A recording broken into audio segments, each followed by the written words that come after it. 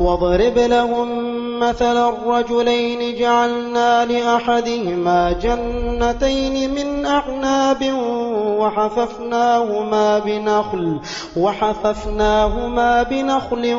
وجعلنا بينهما زرعا كلتا الجنتين آتت أكلها ولم تظلم منه شيئا وفجرنا خلالهما نهرا وكان له ثمر فقال لصاحبه وهو يحاوره أنا أكثر منك مالا وأعز نفرا ودخل جنته وهو ظالم لنفسه قال ما أظن أن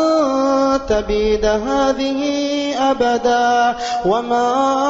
أظن الساعة قائمة ولئن رددت إلى ربي لأجدن خيرا منها منقلبا قال له صاحبه وهو يحاوره أكفرت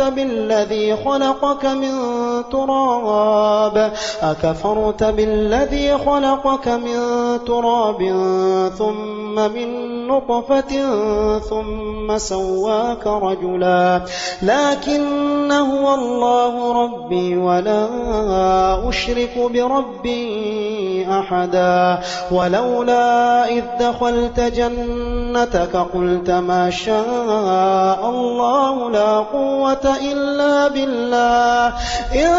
ترني أنا أقل منك مالا وولدا فعسى ربي أن يؤتيني خيرا من جنتك ويرسل عليها حسبانا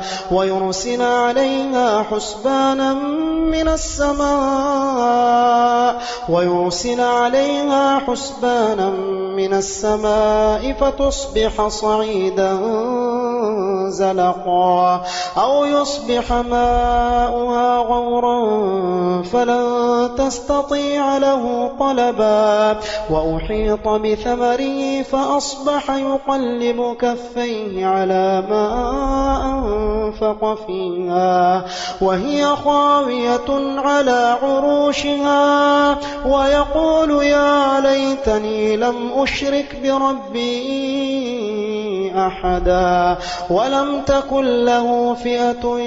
ينصرونه من دون الله وما كان منتصرا هنالك الولاية لله الحق هو خير ثوابا وخير عقبا